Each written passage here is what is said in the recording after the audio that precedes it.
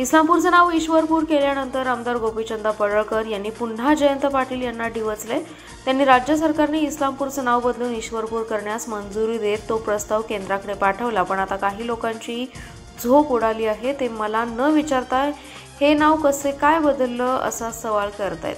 हिरवा साप पुढे करून आता विरोध करत आहेत। या लोकांच्या तळपायातील आग मस्तकात गेली असा टोला पडळकरांनी जयंत पाटील यांचं नाव न घेता लगावलाय। तसेच आता यापुढे हिंदूंना विरोध करणाऱ्यांना ठेचून काढू असा इशाराही पडळकरांनी दिला आहे। दरम्यान देवभाऊंसाठी आणि बाजीप्रभूंसाठी लढायला तयार आहे। माझा राजा जोपर्यंत गडावर जात नाही, तोफेचा आवाज येत नाही, तोपर्यंत मी खिंड सोडणार नाही आणि माझा जीव सोडणार नाही असं बाजीप्रभू देशपांडे म्हणाले होते। माझ्या भूमिका स्वच्छ आणि स्पष्ट असतात। आम्ही लढणारे कार्यकर्ते आहोत। आम्ही देवेंद्र फडणवीसांसोबत ठामपणे आहे असं विधान पडळकर यांनी केले। खानापूरमध्ये भाजप कार्यकर्ता मेळावा संपन्न झाला। या मेळाव्यास मंत्री जयकुमार गोरे, आमदार सदाभाऊ खोत यांची प्रमुख उपस्थिती होती। यावेळी बोलताना पडळकर म्हणाले, महाराष्ट्रात इतकी कामे झाली, परंतु जे काम देवेंद्र फडणवीसांना जमलं ते दुसऱ्या कुठल्याही मुख्यमंत्र्यांना जमलं नाही। महाराष्ट्राला मिळालेला हा कोहिनूर हिरा आहे। जातीपलीकडे जाऊन हा माणूस जपला आहे। त्यांना टार्गेट करण्याचं काम केलं जातं। जेव्हा जेव्हा महाराष्ट्रात जातीवाद निर्माण होतो तेव्हा तेव्हा देवेंद्र फडणवीसांना टार्गेट केलं जातं असा आरोप त्यांनी केलाय। छत्रपती शिवाजी महाराजांचे नुसते नाव घेऊन चालत नाही, तर त्या विचारावर चालावं लागतं। इस्लामपूरचे नाव ईश्वरपूर केले तर काहींची झोप उडाली। जे हिंदूंविरोधी भूमिका घेतील त्यांना ठेचूनच काढलं जाईल, ही आपल्या सगळ्यांची भूमिका आहे असा इशारा गोपीचंद पडळकरांनी दिलाय। आणि महाराष्ट्राला मिळालेला हा कोहिनूर हिरा आहे आणि जातीपातीच्या पलीकडे जाऊन हा माणूस आपण जपला पाहिजे। त्यांना टार्गेट करण्याचं काम केलं जातं। जेव्हा जेव्हा या महाराष्ट्रामध्ये जातीवाद होतो तेव्हा टार्गेट करण्याचं काम केलं जातं। मी विधानसभेमध्ये माननीय सदाभाऊंनी मी एक विषय आणला होता। काय विषय आणला होता? दूध भेसळ होतीये। सभागृहामध्ये आम्ही सगळ्या आमदारांची भाषणं ऐकायचो की दूध भेसळ होतीये। आमचा शेतकरी म्हणतोय दुधाला दर पाहिजे, दुधाला दर मिळाला पाहिजे। आमची आई, आमची बहीण, आमचा वडील, आमचा भाऊ रात्रंदिवस शेतामध्ये राबतोय आणि मग संध्याकाळी धारा काढतोय, सकाळी धारा काढतोय, शानघाण काढलं, त्याला वैरण घालणं, त्याला पेन पडून घालणं, त्याचा दिवस रात्र त्यामध्ये जातो आणि मग त्याला 30 रुपयाचा दर मिळतो। म्हणजे फॅटमध्ये येतो दर 30 असेल, कुणाला 35 असेल, कुणाला 40 असेल। परंतु जेव्हा आमचं 1 लिटर दूध तिथं जातं तेव्हा हे प्रस्थापित डेअरीवाली लोक त्याचा 5 लिटर, 7 लिटर, 10 लिटर करतील। आम्ही तुम्हाला दाखवला कोण आहे ती लोक। महाराष्ट्रामध्ये दुधामध्ये काम करणारे शेतकरी कोण आहे? नंबर 1 ला मराठा समाजाचा शेतकरी आहे।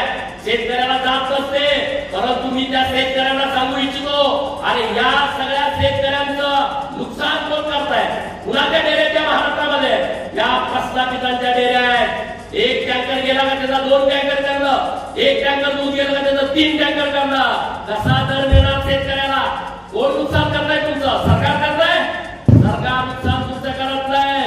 हे जे दूध डेअरीवाले आहेत 1 lakh litre, 3 lakh litre, 2 lakh litre, 5 lakh litre, अरे मसरत एवढी नाही, गया तेवढ्या नाही, मग एवढं दूध होतंय कुठला? केमिकलला तुम्ही दूध तयार करताय, इकडं शेतकऱ्यांचं नुकसान करताय आणि तिकडं जो दूध त्याला पैसे देऊन दूध घेतोय त्याच्या आरोग्याची हानी करताय।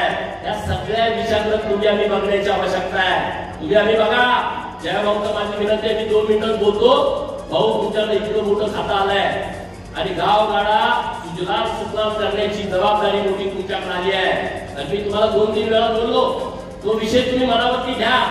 गावामध्ये जी मोठी गाव आहे तिथं 12 लोक खूप राहत आहेत, 10 खोलीमध्ये राहत आहेत।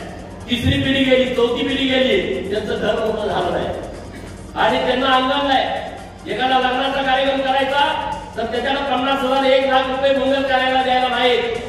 आपल्या विट्यामध्ये तर मंगल कार्याला 1 लाखाच्या खाली मिळतच नाही। आणि म्हणून ग्राम विकास खात्याच्या माध्यमातून तुम्ही पहिल्यांदा अशी एक योजना आणा की गावगाड्यातल्या गरीब माणसाला स्वस्तामध्ये 5,000 रुपये, 10,000 रुपये चांगलं मंगल कार्यालय उपलब्ध होऊ शकतं। पहिल्यांदा 200, 100 पहिल्यांदा प्रयोग करा आणि मग जर ते योग्य वाटलं, लोकांना त्याचा जर चांगला फायदा झाला तर ती योजना तुम्ही राज्यभर लागू करावी। ही योजना जर तुम्ही लागू केली तर गरीबाच्या घरातलं सुद्धा लग्न हे चांगल्या मोठ्या कार्यालयामध्ये होऊ शकतं। आणि तुम्ही हिंमतवान आहात, तुम्ही धाडसी आहात, तुम्ही प्रस्तावित व्यवस्थेला पायाखाली तुडवलंय. एकदा नाही, दोनदा नाही, तीनदा नाही, 4 वेळा तुडवलंय. मंत्री झाल्यानंतर आता सदाभाऊ कोर्टात कळा उठल्या. लोकांनी तुम्हाला बदनाम करण्याचा प्रयत्न केला, पण तुम्ही त्यांचं बाप निघाला. तुम्ही शांत राहून असा गेम करून टाकला की आता वाचवा वाचवा वाचवा म्हणायची वेळ लोकांच्या वरती आलेली आहे. अरे गरीब घरातला एखादा माणूस आला का त्याला काय करायचं? प्रस्तावित व्यवस्थेचं ठरलंय, त्याला पहिला बदनाम करा, त्याला एकदम खिल्लार करून टाका. अरे तुमच्या 3-3, 4-4 पिढ्या त्यामध्ये गेल्या तरी तुम्हाला कोणी बदनाम करायचं नाही. परंतु एखादा सर्वसामान्य कुटुंबातला कोणी माणूस आला, तुमच्या विरोधात आवाज उठवायला लागला तर त्याला डॅमेज करून टाका. त्याच्या चारित्र्यावरती संशय घ्या, त्याला काहीतरी नावं पाडा किंवा त्याच्यावरती कुठेतरी गुन्हे दाखल करा.